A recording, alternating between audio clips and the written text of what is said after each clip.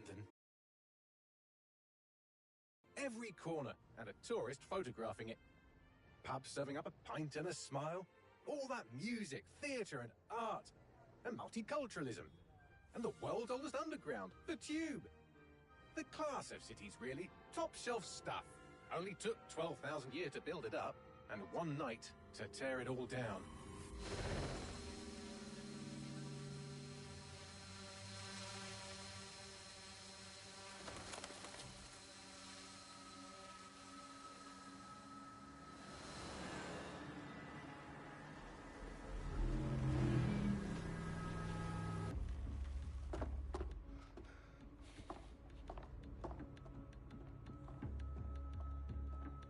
What's our status?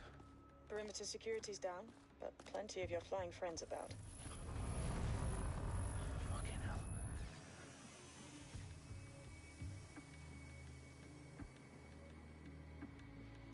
Dalton, no time to waste. Yes, ma'am.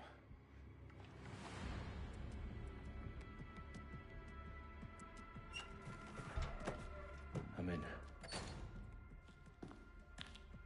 Any idea what we're up against, Bagley? If you hadn't brushed off, I might. Ever consider leaving these security threats to the authorities? That's rich, Bagley. The government would sooner arrest us for trying to help than actually do something useful. We'll have to sort this one on our own. Carefully, Dalton. Bagley, are you detecting a little worry in Sabine's voice? Brilliant. Asking the computer about feelings. This explains so much. Shut it, you two, and get to work. There she is.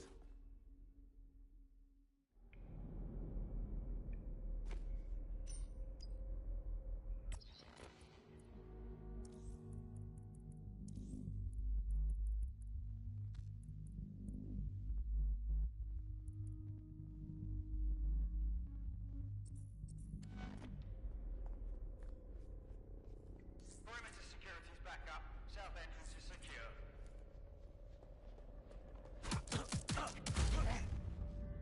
That hurt you more than it hurt me. Do us a favor and keep it quiet, Dalton. If they don't shoot me, I won't shoot them. How's that?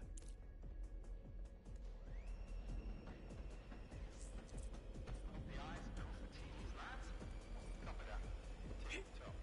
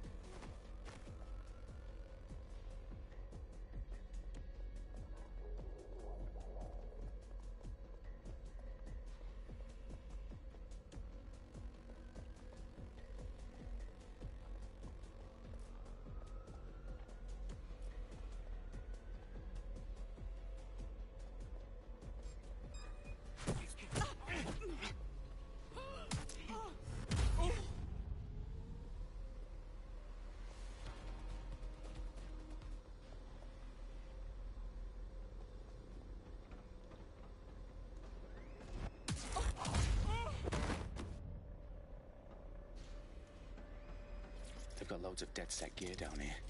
Now, why do you suppose that is? What? How did they get their hands on it? I don't know. But someone wants to make it look like DedSec was here. Shit. You need to proceed with extreme caution, Dalton. Who are these men in black, anyway? Nothing identifying. I suspect that's by design. Electrical is live. Repeat. Fireworks are live. Oh, fuck me. The entire place is rigged to blow. Jesus, those canisters. Bagley, is that... RDX nitrogen. Enough to level Parliament. Can you locate a detonator, Bagley? Not exactly, but there's a device streaming a fuckload of encrypted data from the floor above you. Yeah, that fits the bill. On my way. Bagley, is that not the detonator? No, but it's a transmitter sending a signal to a device on the floor above us. Safe to assume that would be the detonator we're looking for.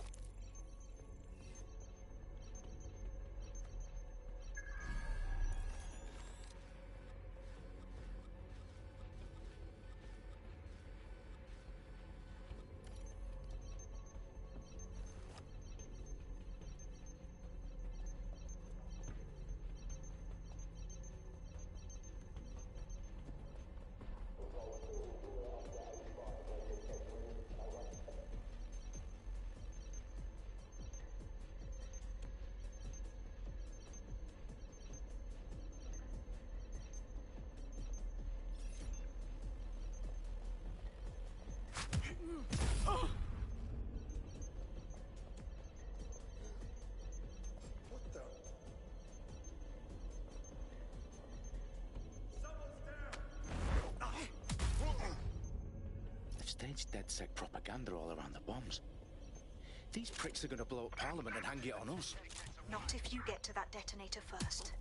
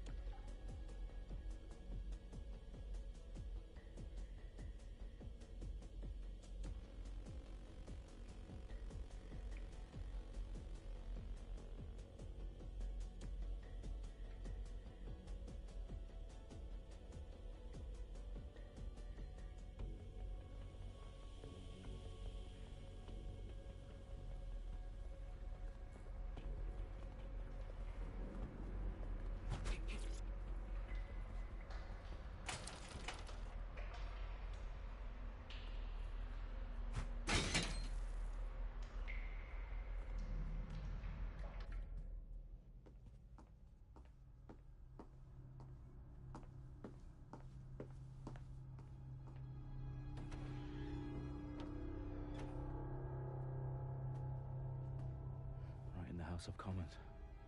Whoever these men in black are, they've got brass bollocks to set up in the centre of government.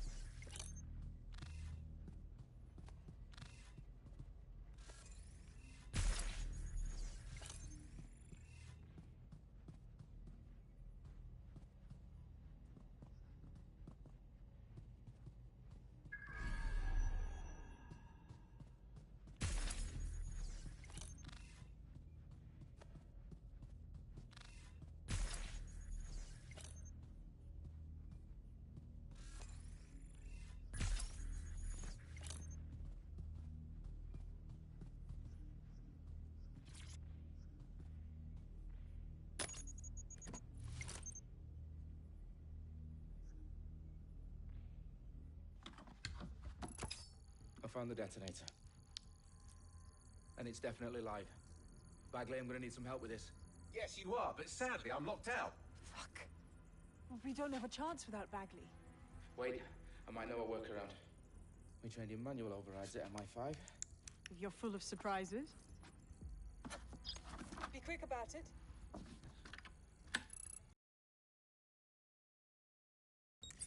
I'm in. And the bombs have just armed themselves. Well, that may complicate matters. Fuck's sake. Can you defuse them or not? Of course I can, but I might also trip another failsafe and vaporize you, so fair warning. Expect this to draw some attention your way, Dalton. Oh, I'm counting on it. Company at our back door. Shit. Dalton, we've got some heat here at HQ. How long's this gonna take, Bagley? Depends how often you interrupt me with questions. All right, everyone. Faces on, guns out. It's about to get real. Fuck.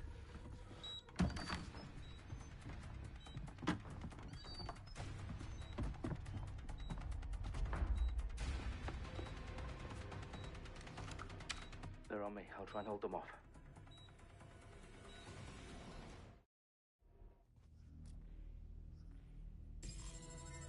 Gone far. Oh, clear in here! Shit, I see a body. Bagley, update. Fuck! Let's just say I'm both impressed and annoyed by how sophisticated this anti-tamper security is. Still working. Moving on.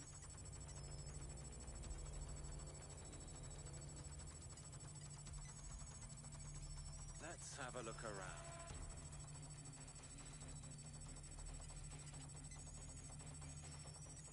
Any sign of the target?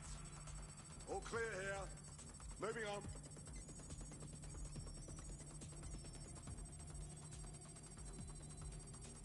Fucker could be anywhere.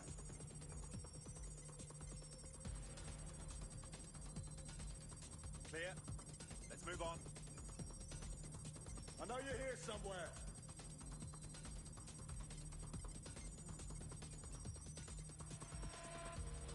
Check your doors and corners. Area clear. Gonna keep searching.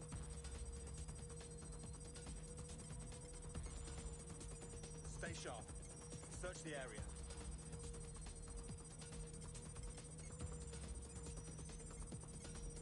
They gotta be somewhere.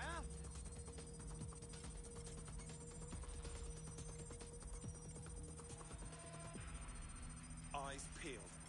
They're here.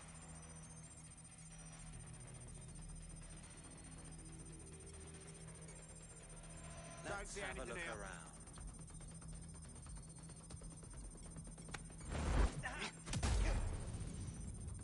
Eyes open. Weapons ready. Bagley, tell me you're close. I'm through security, now wading through terabytes of decoy code looking for the detonation sequence.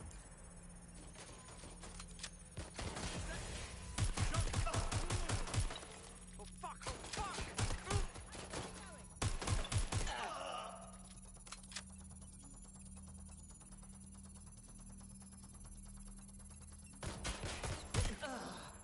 Move into a secure position.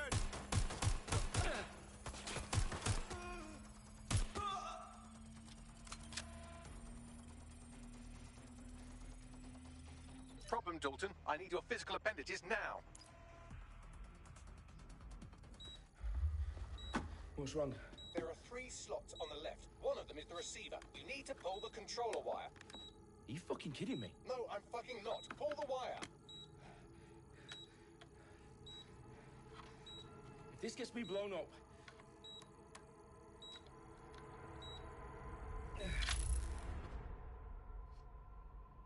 Bombs defused. See? That wasn't so bad, was it? Bagley, you bastard. You nearly gave me a bloody heart attack then.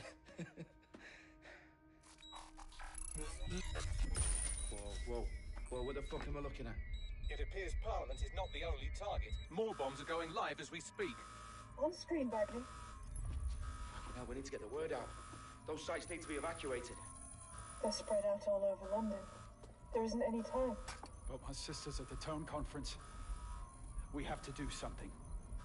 I picked up a transmitter on the roof that is sending out a signal to the other bomb sites. If you can reach it... I can shut it all down.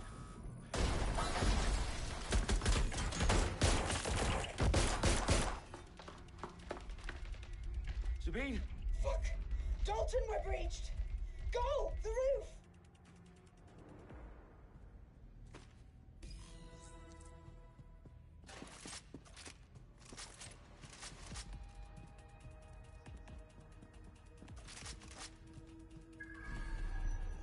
Sabine, what's going on?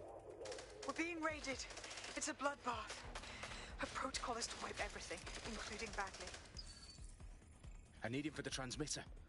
I know, but if they get him, they get everything. Names, ops, locations. Okay, I'll do it the old-fashioned way. Wipe him. Yes, wipe me.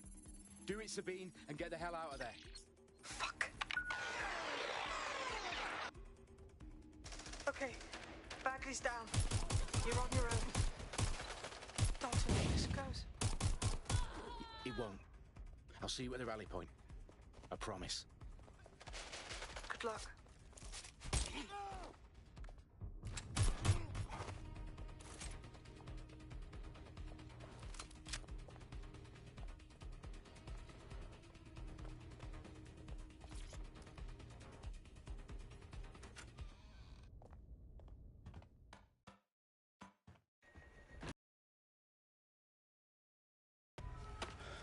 Where are you?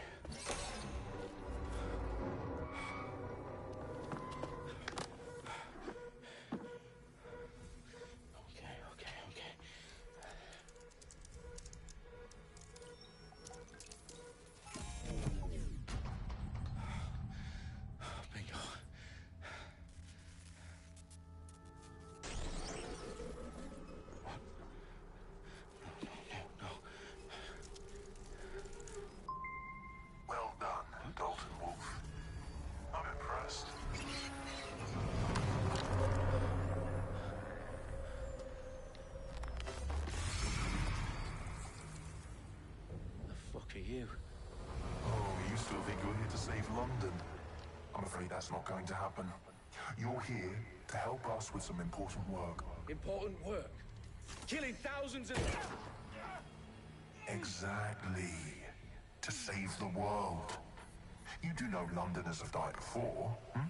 The plague, the Great Fire, the Blitz. It's not much fun. But destruction is always the cure. And it begins today. Zero Day.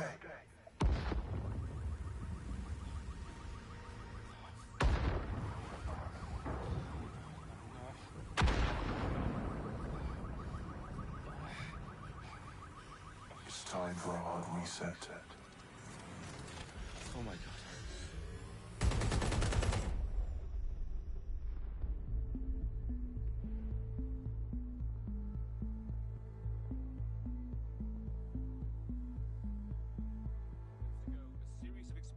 Devastated 3 sites in London. Authorities are asking residents to remain in their homes as the situation continues to develop. We have received no official casualty total, but it is expected. Mourners gathered for a series of candlelight vigils that brought closure to thousands of families and indeed to an entire city. London is now laser-focused. Today at 10 Downing Street, where Nigel Cass, CEO of private military company Albion, received a mandate to secure London. Cass has vowed to hunt down DedSec. Terrorist response force Albion used cutting-edge artificial intelligence systems and autonomous drones to capture the remaining members of DedSec. A stark warning to would-be insurgents. Corporations are posting record profits due to increased efficiencies in production and distribution, enabled by the use of technologies initially developed and approved for security purposes. Crime numbers take a dive. Illegal gambling, drug trafficking and prostitution all down following prosecutions of the leaders of 4 of London's 5 largest criminal syndicates. The streets of Camden and Brixton. Londoners, as Albion's mandate is extended indefinitely by the government, life finally begins to return to normal. Curfews and travel restrictions have been lifted in all boroughs, thanks to the reports of rioting in Trafalgar Square have been greatly exaggerated, possibly by foreign meddlers pushing a false narrative through social media. Albion is in complete control of a new reprimand the public about circulation of fake news, conspiracy theories persisting in dark corners of the internet that terrorist group DedSec were framed for the bombings have been roundly rejected. Our own reporters could not find a single Londoner willing to expound those theories on camera. The facts simply do not support any other story.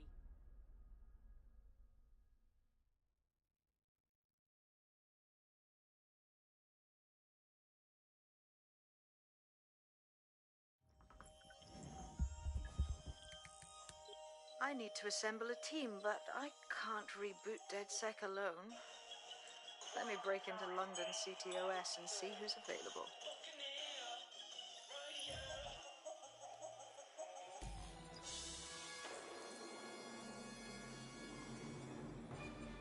I'm Claire Waters, and we've been discussing the hack DedSec on this week's Buccaneer Radio. I have Colin calling in. Colin, what's your take? Now, I've been saying from the start we should have rounded up DedSec and thrown them in jail. Now, I'll say they should all be lined up and shot. You don't find it awfully convenient that they've been fingered as the attackers, but we've seen no proof? Look at Tone! Look at our city! What more proof do you need? Well, Colin, I'd say you have to look at their history of non-violent action. Albion's put more civilians in the hospital in the past few months than DedSec ever has. I smell a scapegoat. Now I have Emily calling in. Emily, what's your take? You're absolutely right, Claire. The government's just framing DedSec because they want to make it seem like they have this under control. They probably have no clue who was behind the bombings. But that doesn't look good on the news, does it? DedSec's been a thorn in their side. Who better to pin it on? Angie, I have you next. What do you make of all this? I think, if anything, DedSec showed their true colors. It's terrifying to think we harbored such a dangerous element for years. Terrorists in our own backyard.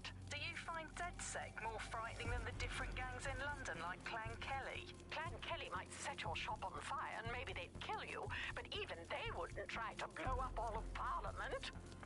Next, I have Crypto King. Do you feel safer using a pseudonym? Everyone should. Why make it easier for them to track you? And now we've seen what they're capable of and how far they're willing to go. Hold on. Do you mean the government? Are you suggesting the government was responsible for the bombings? Oh, trust me, Claire. They didn't do it alone. They're all in on it. The government, Albion, Sirs, Bloom, Sky Bloody Larson, and all the way up to Downing Street. They want to keep us scared, harness us with mind control, suck every last ounce of usefulness out of us, and even in death they'll sell off our bodies. And what do you suggest we do, Crypto King? Go underground. Deep enough, no electric signal can get you. It's the only way. Well, thank you to all of our callers today, and thank you for tuning in and scouting for the truth along with me. Next week, Buccaneer Radio will be diving into the Albion Corporation. Just who are these men and women being paid lucrative amounts for the city's defense? Are they protecting us? Protecting London? Or someone else's interests? See you next week, fellow pirates. Claire Waters, out.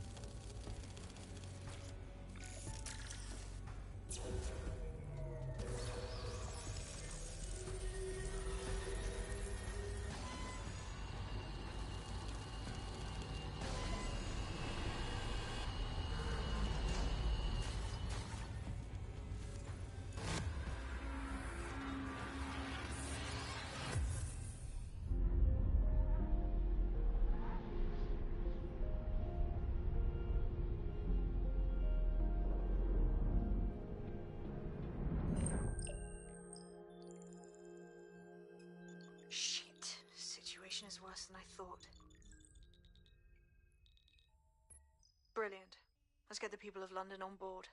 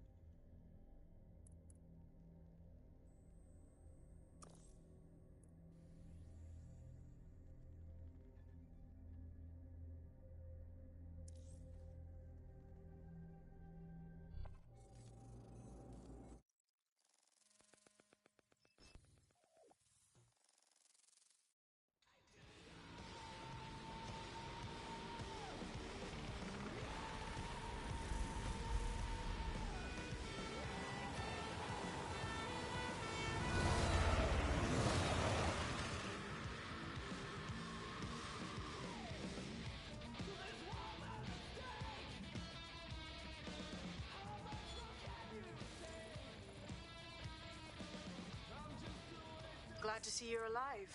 If you're still committed to the cause, DedSec needs you. I'll send you the coordinates to our last safe house. Meet me there. Sure.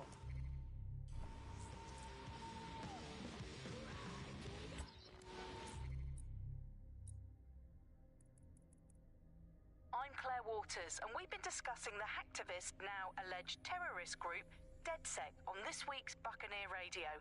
I have Colin calling in.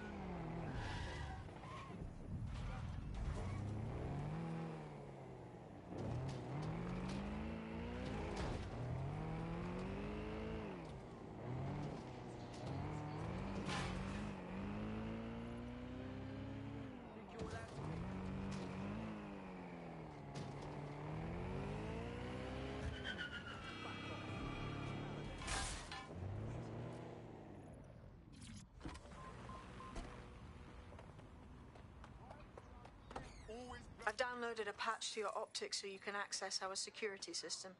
It's set up so that I can't just let someone who isn't DedSec in. You'll have to do the manual override. That is about what I was expecting. Can't be too careful in times like this.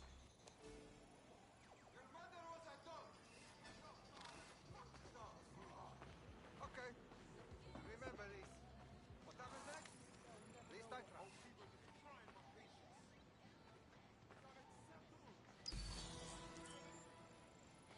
This shit again. Come on. I refuse to put up with this. Did you show your father a picture of an ass and say, like this, please? One of Sabine's, are you? I'll see you downstairs later then. No.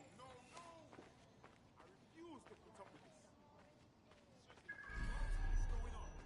Just calm down.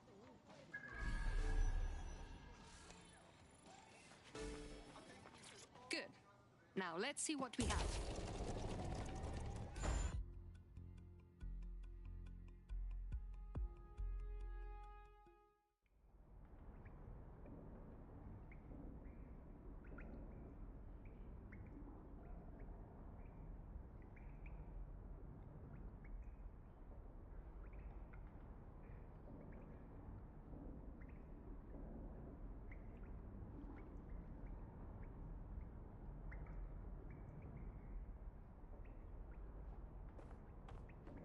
Hello? Must be a way to get the power back on. Coming up in today's episode of The Upload, we're talking about how Bagley managed to conquer London. Pretty much my favourite topic. I could talk for hours about the rise of the AI system. It's easy to forget about its origins. It's so present everywhere we go now. Bagley just kind of blends into the background. Bagley is the service AI that's present in every Optic device. Whether you're using the Optic, Bagley will be there. The AI is streamed to your Optic from Bloom Central Command Center, and it was first created by Sky Larson, our tech hero, as part of her techno-utopian idea for the world. Why do you think it grew so quickly?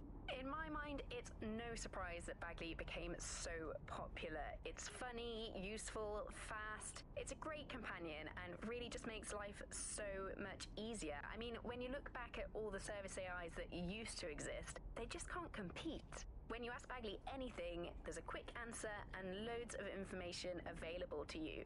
One day, I let Bagley answer all of my messages for a whole 24 hours and no one even noticed the difference.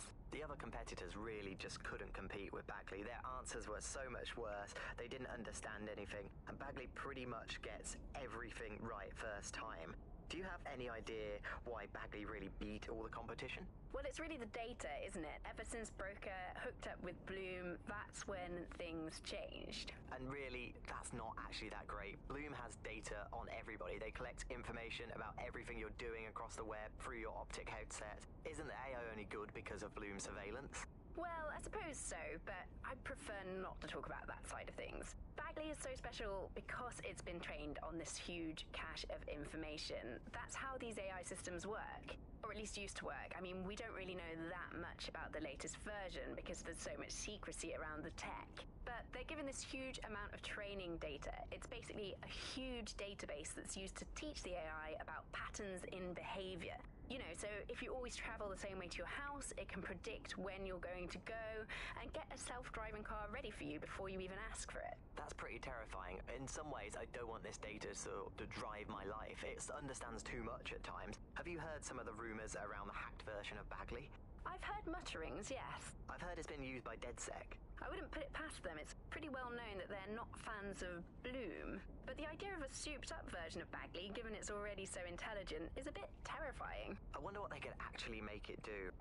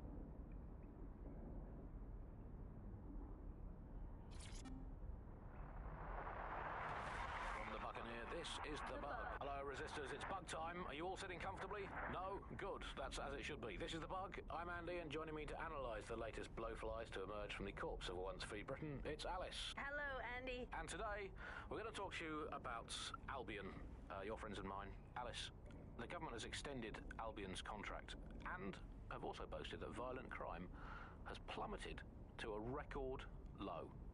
Now, extending Albion's contract, to me, that's like having a pet dog, let's call it Nigel for the sake of argument, that attacks you every single day and thinking to yourself, wouldn't it be nice if Nigel had puppies? That contract has been extended so many times, it's like the neck of a politician that's criticised the government. I'm not sure entirely how those contract extension negotiations went, probably like a footballer. In the old days, I assume Albion's agent was leaking stories to the press about how our favourite private militia was being tapped up by Barcelona or Bayern Munich. The government panics and thinks, well, we better get them signed up before it's too late. But still, violent crime, a record low, although I imagine that probably depends exactly how you count it. If you include violent crime committed by the state, either themselves or via Albion, their chosen violent crime contractors, who provide such a very valuable bargain service of beating people up, well, it's probably not quite as low as the figures suggest. I don't know. I think they're probably right. Who has the opportunity to commit violent crime these days anyway? The moment you pick up a fruit knife, you get tasered by a robot policeman and deported for looking Bulgarian. It's a much more peaceful society. It's just much less of a society. I want to know the details of the contracts, Alice. I mean, are they paid per dissident duffed up? Is it a set rate for each extrajudicial state mugging? And what is that rate? What do you think? Well, they certainly look like they're trying to hit a quota of some kind. Well, what is the set rate? Is it, 99.95 cryptos bargain? Seems very reasonable indeed. I imagine they don't ask too much anyway, because it's just so nice to get paid for doing your hobby anyway, isn't it? I imagine it doesn't even feel like work. I mean, who needs violent crime anymore anyway? You know, you can just starve to death without even starting a gang war. We do have to ask exactly what does the Prime Minister make of all this. Let's ask him.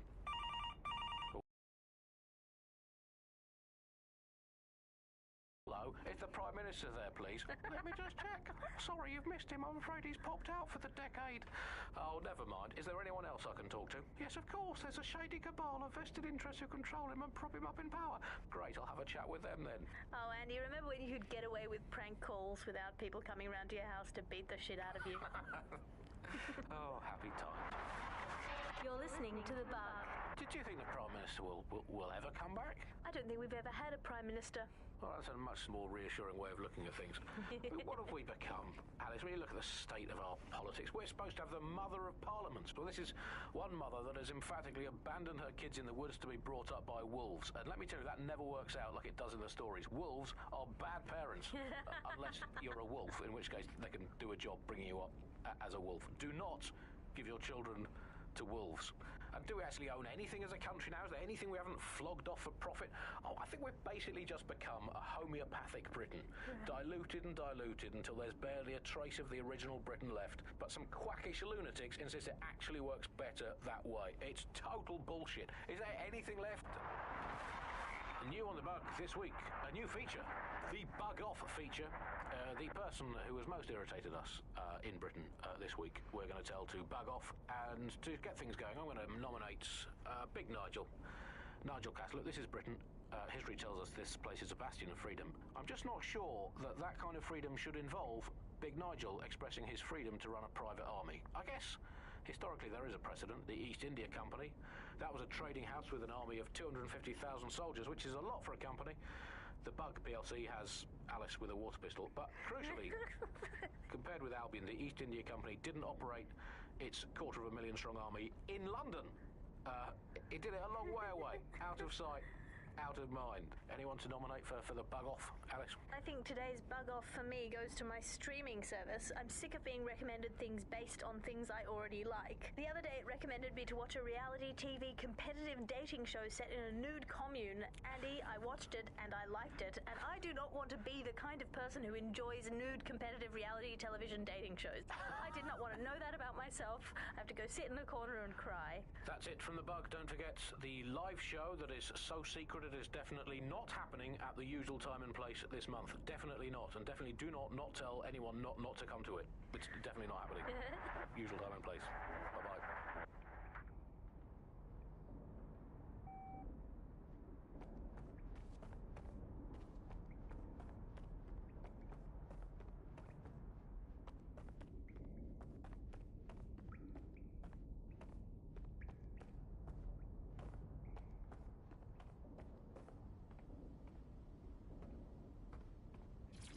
Coming up today on The Upload, we're talking about Skye Larson, the enigmatic founder of Broker Tech. Everyone knows her name, but no one knows too much about her. And we only really see her these days as a hologram. She was pretty young when she launched Broker Tech, the company that is best known for introducing Bagley to the world. Nowadays, it's hard to remember a world before Bagley. And I think that what Skye Larson's done with Bagley is absolutely incredible. Bagley is the most advanced, significant AI of our time, and it's really blown all the other AIs that were created out of the water. Yeah, I mean, I can't really imagine the optic without it. But what do you know about Skye Larson herself? Not a lot, other than that she's actually pretty incredible. I've followed her work for a long time, and she's always been a pretty private person. I know that she supposedly grew up in the countryside, but there isn't actually that much more we know about her other than this tech that she's put out into the world. I've always found it a bit creepy that she's so obsessed with this idea of transhumanism. Why wouldn't you be? When you've got a mind as amazing as Skye's, why wouldn't you want to take what you've got and actually augment it by working with technology, by improving your physical self, changing your body and the world around you, implementing more technology to extend your life and really sort of extend human capabilities? You sound pretty much in love with Skye Larson, I have to say. I can't comment on that, but I am a big fan of her work. She's been one of these people that has transformed the world around us, and just watching how her mind works from afar is pretty incredible, because some of what the technology she's introduced has changed how we all live our lives, and Bagley has been this really incredible assistance to humanity as a whole. Did I ever tell you that I actually interviewed Skye Larson once? Really? I thought she never spoke to the media or anything. So this was a long time ago, back in the day when she was a little bit more accessible. And she was one of these people that just had an amazing presence. You were inspired by her very being, and she was just incredibly talented and knowledgeable, and one of possibly the best living people that I've ever met. I'm not sure you're being too objective there. I mean, I imagine she's not very likable as a person. She obviously despises humanity in some way. I think she believes that becoming Data is preferable to being human. She's one of these people who's extremely methodical in everything that she does, and she does everything to perfection and really tries to change the world around her and make it a better place for us to live in. If you say so.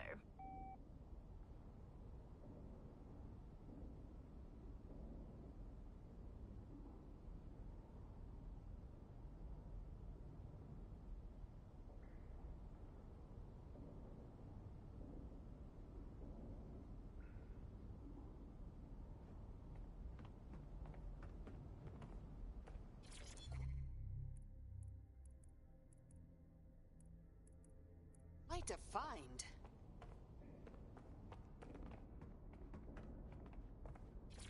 Hello and welcome back to The Upload. In this episode, we're talking about CTOS 3.0, the city operating system that's now powering all of London. For those of you who need reminding, as if anyone does at this point, CTOS was first used in Chicago in 2014 and then San Francisco in 2017 before coming here to London.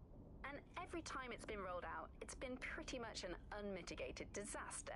For those of you who are listening who are lucky enough not to be here in London's chaotic scenes, it's worth remembering that the telecoms tower is now owned by Bloom. The tower looms over northwest London. It's always been a communications hub, acting as part of the UK's television and communications network, although there's been some secrecy around its use, and now that Bloom owns it, it's only even more secret. Yeah, now everything that's part of Bloom's city surveillance operation is run through the telecoms tower. And I have to say, it looks completely ridiculous. It's got that silly crown thing at the top and all the blue light. What's that even about? What does it do? I don't see that there's any purpose to that at all. It's a blight on the skyline, if you ask me. And it's become the main point of control for millions of people. The System Network and Bagley are both operated and streamed from there too. And don't forget about the self-driving cars too. I always thought they were just running on their own. No, CTOS is the big control system behind the cars. There was a point back in the earliest days of self-driving car technology that they operated by themselves. They used to use a series of sensors to see the world around them. Radar, for instance, would look far off into the distance, while LiDAR would detect objects nearby. And while these cars still use some of this technology, Bloom CTOS and its detailed maps and data that it has on London really makes Bloom be able to take control of it. And CTOS can take control of your car if you're parked incorrectly. It's no surprise that it was made mandatory to have a self-driving car. The system is so bad though, it's so annoying. Whenever I try to use one of the shareable self-driving cars, I always find myself stuck in traffic jams or roadblocks. Not to mention the accidents. I've heard so many stories of cars shunting into the back of others. I think they're worse than human drivers sometimes. The technology was meant to make things better, but Bloom has made it so bad that it just makes London even more chaotic than it was before. I'm giving up on the cars. I'm only using the bikes, which are not self-driving at the moment, at least. And don't even get me started on the data. Everything that Bloom sees from your movements around the city and the self-driving cars is collected and feeds back into its big information control system. Oh, not you and Bloom and privacy again. You're a broken record. Not as broken as our city's cars.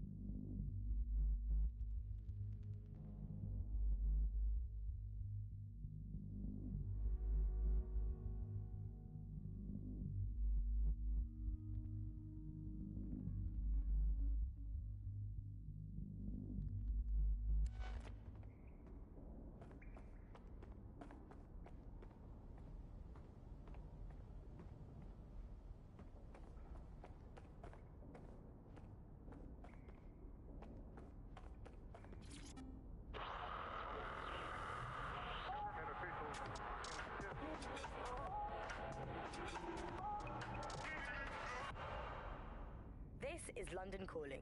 You're listening to Buccaneer, your pirate podcast source for what they don't want you to know. I'm Tash, and this time we're giving a special shout out from us to the boys and girls at the Signal and Intelligence Response Service, better known as SIRS. Why not? They're going to be listening anyway. They're listening to everything. They probably know that you're listening to this show right now, but don't worry. We're not going to say anything bad about a massive, unaccountable spy organization that uses its powers to stifle dissent and shut down free speech. Instead, we're going to look at how SIRS became so powerful. And as usual, we'll keep everyone's names and locations secret, so SIRS doesn't come looking for them. Charles is an expert in the dark arts of surveillance who worked to set up democratic media in post-communist states. How did it go so wrong in Britain? You know, we're looking at all the wrong things when we look at Britain's crisis. There's a lot of concentration on data and how that's been used and manipulated.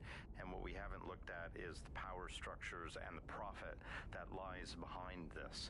For example, if we examine what actually happened, you know, there's a company that's really very interested in selling passports and making it easy to provide visas for investment and so on.